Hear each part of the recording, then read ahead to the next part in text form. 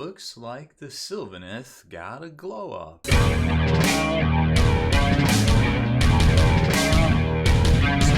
Spiky Bits. Welcome back, Hobby Maniacs. I'm Rob Bear from SpikyBits.com, and in this video we're going to unbox and build the new models out of the Echoes of Doom battle box for the Age of Sigmar. Now, this is kind of that new $195 price point for the Sigmar battle boxes. I think the Fury of the Deep one was $170, and of course that was up from like $160 and stuff from years past. But there's been two now, the Arena Shades and then this one here, that have been $195. But I suppose before we jump in and start looking at sprues and talking about how to assemble all these, we should probably take a look at the breakdown of the savings and kind of what everything in here is worth. Fortunately, we have broken it all down already over on the site, spikybits.com, and given our kind of opinion and just thoughts on what the value of everything in here is. So for Sylvaneth, we kind of were putting her at the same price as the Warsong Revenant, and we'll see how correct that is based on the size of the Lady of Vines in here. So $60 Durthu, Kurnoth Hunters, that's pretty standard. We've seen that. The Start Collecting box is actually Durthu and some Dryads, I believe. So kind of iffy on that one, I suppose. This seems a little bit better. And then of course they got the new Gossamed Archers, which are $50, we hope, based on, you know, some existing kits out there. Again, a lot of this is a best guess, but I don't think it'll be very far off if it is at all on the Sylvaneth side. That puts the total MSRP at $240. And then you're looking at for Skaven, the Screaming Bell, the Clan Rats, and the Storm Vermin all have established values. Of course, a lot of these just went up in price from February of 2022. And then the Deathmaster probably going to be $38 because that's what the new independent character prices are kind of clocking in at. So altogether, you know, you're looking at about $280, give or take, in total value for this set for a box that costs $195 retail, assuming you pay retail. A lot of people get their stuff for less, of course. And you know, that seems like a pretty good value. What I do like in here, and I don't think we added it in this, but one of the things I wanted to talk about was how the Age of Sigmar boxes always come with a AOS, a little mini core rulebook as well. So that's very nice to see, and they come with, you know, the War Scroll cards and stuff. Now they're not always correct when the actual battle tomes and things come out, which I think we're going to see these guys come out at some point in June, like mid to late June, on the Sylvaneth and the Skaven side. So now that we've seen the kind of the value, and okay, there's pretty good value, and there's probably more value if you value the core rulebook, the mini core rulebook that you can carry around with you. Of course, we're all going to be buying the new chapter approved here when it comes out, probably in July as well. So it'll be two little mini rulebooks. You can even punch holes, take it up to someplace like Staples or Office Max or someplace that does printing, and have them punch holes in it, and hopefully, or maybe even take the spine, the ring binding out of the General's Handbook, and then put your core rulebook together and have them rebind it for you. It's very cheap to do. It's like $10-15. Totally worth it if you want to carry around all that for another season. So that being said, let's jump into taking a look at the new sprues and you know, giving your thoughts on the design and building them out. The first thing I noticed about this box was that the actual box material itself, like the cardstock, is it's a lot lighter than it used to be, and I'm not sure if that's because the changes in, you know, like cardstock and paper and things, and it's just been a myriad of supply chain issues, so to speak. But the box definitely feels pretty cheap, to be honest with you. It's nothing like those big strong boxes or even a normal cardstock box that we've seen in the past. And then here's the breakdown of the miniatures. Includes 42 miniatures. So, you know, roughly $5 each, give or take, depending on $95. You know, these guys obviously bring out the total when you figure, you know, you're paying $5 each for one of the little Skavens. You get the core rulebook, you get the Echoes of Doom campaign book, you get the World Scroll cards and some objectives and things too, and little punch-out tape measuring ruler sticks. So that's basically what you're going to get inside the box. And then opening it up, we're going to see exactly how big. It looks like they put all the new stuff on here. So we've got the new Lady of Vines, the new Deathmaster, the Gossamed Archers, and then everything else in here is going to be pretty standard. Like we've showed you the Sylvaneth before, way back in 2016, I think. And then there's Durthu as well.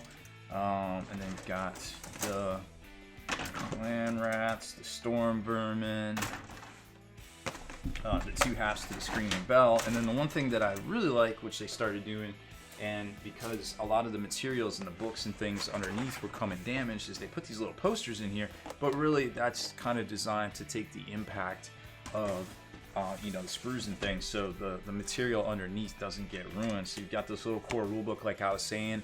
It's about the same size as the General's Handbook, so you could have, you know, a printing place cut this off and then add the spiral bounds to it and put it in with the General's Handbook.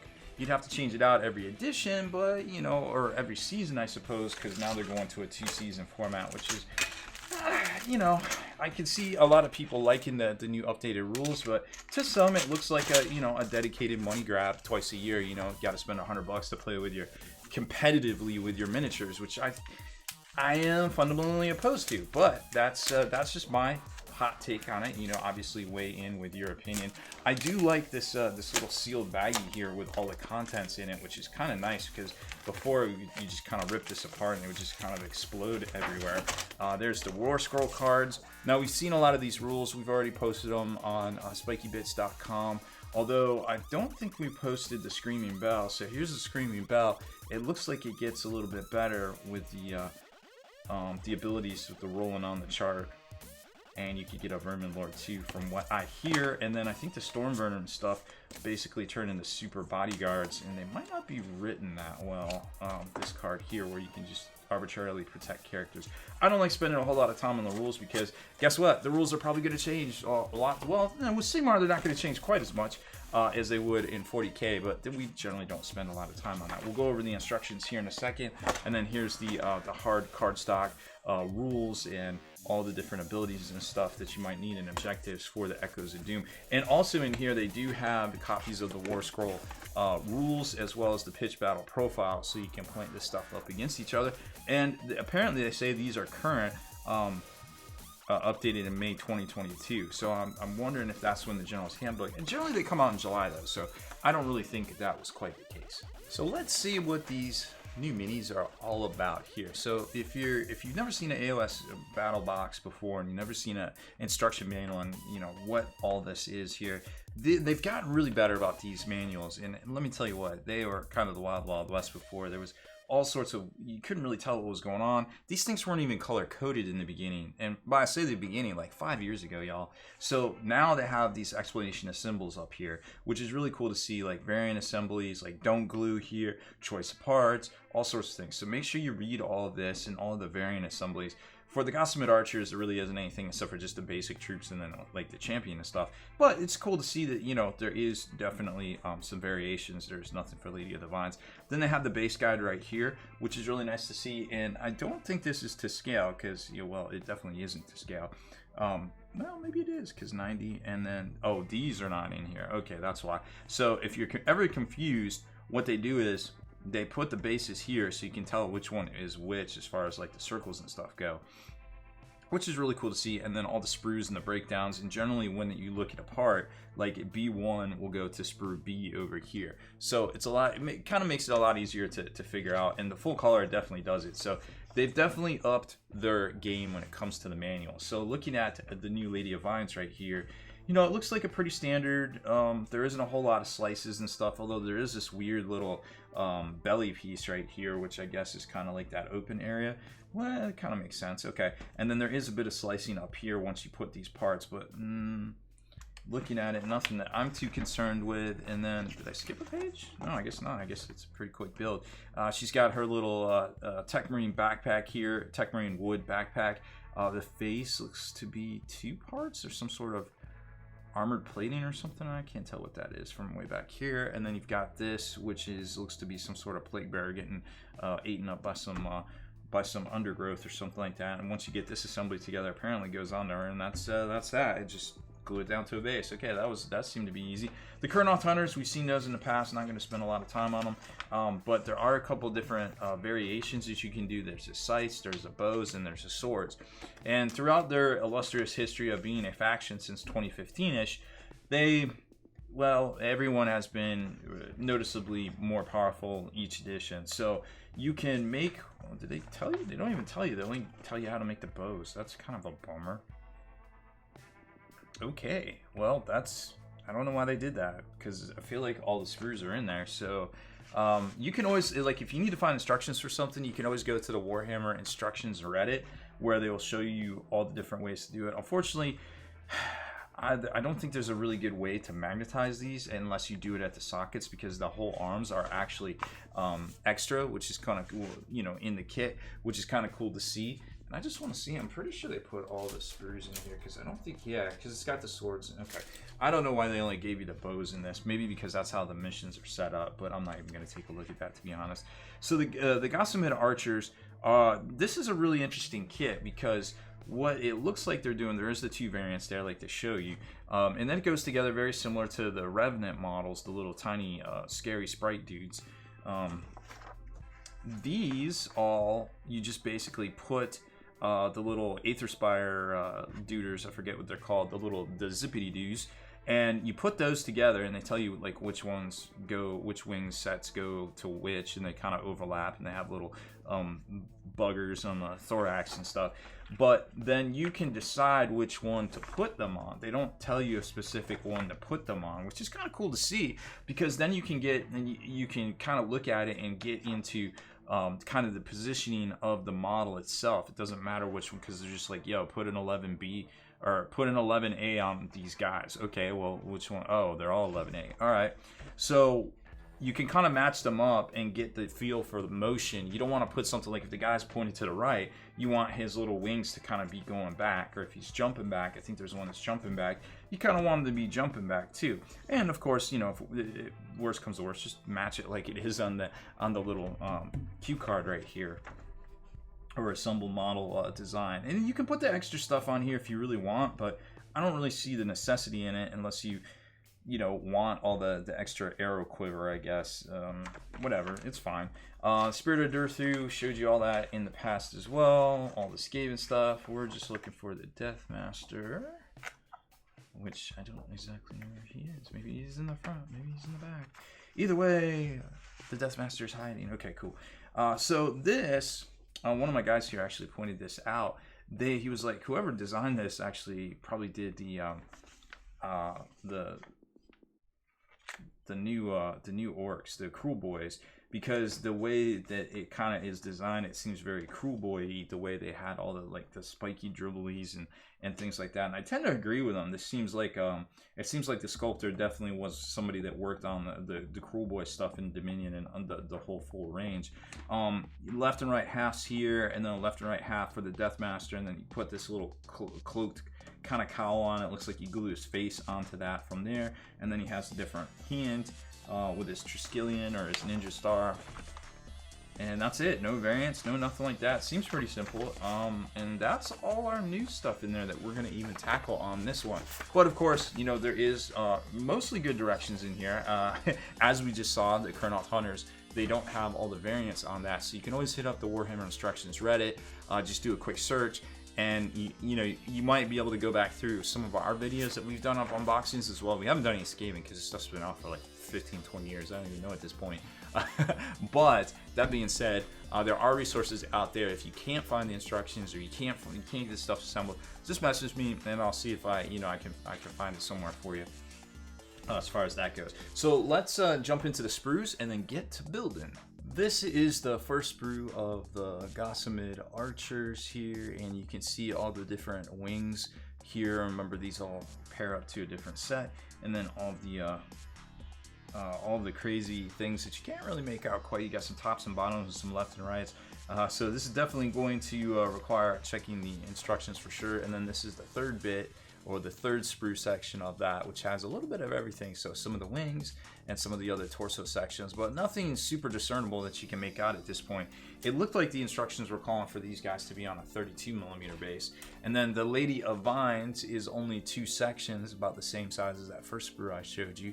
And you can definitely tell there's a lot going on here, and her weapon is ginormous. Holy cow, look at that. But there's a lot of things going on here, so you want to make sure you clip out these pieces here very well, because that's going to be very hard to get off without snapping. So if you do have a problem with pieces snapping, and I don't have any blue tack here handy, what you can do, and you might have seen this in our videos in the past. There we go. So if you need to clip something out like this and you're worried about it shattering, you can take some blue tack or poster tack, put it like that, and then snip right there, and chances are this will hold it all together and you won't have pieces going flying. So just kind of keep that in mind if you're having problems snipping any of this stuff off the sprue, especially up here. Some of these areas might be problematic, but we'll find out. And stuff like this definitely looks very fiddly. I think that's the part that goes inside her belly. So lots of detail here and lots going on. So this is going to be a definite candidate for some speed paint or some contrast paint, whichever you prefer. And then the Deathmaster is a very tiny sprue, and you can see definitely getting some Cruel Boys vibes here from this little, the way this is designed here on this cape. But not too much to this guy for sure. You got the left and right half, and then the Triskelion Ninja Star, and a bunch, two halves of his face, and his little spooky cloak Heidi boy thing. So he's also on a 32, and the Lady of Vines is on an 80 mil base. So let's see how hard these guys are to get together. And here is Sneaky Boy himself, the Deathmaster here. And I gotta admit, you know, I don't feel like GW's paint job did this guy a lot of justice on the previews. Like, he looks dope in plastic. Like, look at this. He's just got the, yeah, I'm gonna kill you. I've seen you, you've seen me, and I'm going to kill you kind of vibe. And he's got all the posing down. Now, granted, I hit that right there, but everything else looks super fresh in here. Like, look at all this three-dimensional styling to the way the cloak kind of folds over. And his little hood is kind of back, and you know, he's ready to deal that killing blow right there. Just very, very cool. Now, granted, he's not, you know, I mean, he's going to be bigger than a Skaven, but when you compare him to something like a Revenant, he looks kind of just normal because he's climbed up on the little sewer gate thing, I guess, right there, sewer drain, maybe cover. I don't even know what that is, but he's really cool. It's super dynamic. I like him. I think he got a little bit of bad press, to be quite honest with you. When we saw that stuff there. And then there's the Gossamet Archers. Let me grab all these because there's a bunch of them. Now these are a little fiddly, and GW didn't do them any service the way they kind of attached the sprues. So you got to be very careful on their wings right here. It's a little slow going and stuff. Another point of concern potentially is here on, you know, actually gluing the heads on, because as you can see, the hair goes everywhere. I mean, much like hair does, right? But the hair goes everywhere. Look at that. It's everywhere. Like, you're gonna have potentially a hard time painting around that. So if you do glue it down, I suppose maybe paint the hair last, which would kind of make sense anyways. But they are cool. They're on 32 mil bases, a little bit, you know, posted up in the air. Very, very cool looking. I think, you know, once you start comparing it to that, they're about the same size. They're just basically like one of these guys with a bow and some Zephyrglaive wings. And they all look really cool. And like I said, you can do that thing where the wings kind of accentuate the dynamic posing of the model. So this guy's just kind of, you know, slowing down or you know, reverse thrusting as he jumps onto a rock or something. So that's kind of what we went for right there. And then this guy's like about to go blasting, and that's what, you know, his wings represent. So you can kind of get fun with it with you know, which exactly set of the wings you kind of put on there. And I do like, you know, I think it's worth putting the quivers on, because they really add a lot of range of movement and motion to it. This guy's just great. I really like this one. It's just like straight cow, and got the little bug boy on the back. So very, very cool stuff there. And then, so everything was sized about right until we get to the Lady of Vines. And, you know, she's on an 80 mil base. Let me zoom out a little bit here. She's on an 80 mil base, but it's like, I don't know. I just thought she was going to be bigger. I mean, I thought she was going to be like Durthu sized or something, which, you know, I guess, I don't know. I don't know what I was expecting. I just kind of expect her to be bigger. I mean, she doesn't look bad or anything. I think she looks very cool and very dynamic, but you know, there's a lot of detail going on here with the stuff on the inside there, and then the robe on the front, and then the little I don't know, all the leafies on the back, and then of course she's got her Tech Marine backpack there, and then they've got little buggy boos and sprites and spirits and all the things, which is very cool. Don't get me wrong, but I don't know. I just thought she was gonna be bigger. And that's the only thing I got to say about that. I think it's a really cool base, a little stomping on a little plague bear, doing its thing. But I mean, when you start looking at the sizing, she's really small. I mean, it'll make it easier to carry around, I suppose. But it's gonna be interesting what they price this at, because I think we had her at $60 based on the last guy to come out, the flute dude. But I don't know. I don't know what to think. I need one for my army, because she's really good, and these are really good. Well, what they do currently, you know, kind of the old fast cavalry sort of thing, where you kind of throw them out there, you do some stuff, and then I guess during the opponent's turn they'll try to charge, and then you on a 2-up you can bounce them out, and then they're going to be air quotes exposed. It's not quite the same as Warhammer Fantasy, but I get what they're trying to do, and it's interesting how they even brought back some of the mechanics, like, you know, this guy, or I'm not sure how they worked currently. But I think even if your block of duders gets killed, this guy pops out with one wound and goes "Baka" on everybody. So very interesting stuff, and I think both of those rules definitely harken back to, you know, the time of Warhammer Fantasy when things were a bit different, but starting, I guess, a little bit to become about the same. So overall, we know there's value in the box. There is a lot of stuff in the box that is old, like the Skaven side, perhaps. Maybe this is why I thought she was so big. I mean, look at this artwork, right? Anyways, does that size up here? Let's find out. Obviously, contents inside not to scale. I guess it kind of sizes up, right? I don't know. Either way, it's all a matter of perspective, right? That's what the Sith say, I suppose.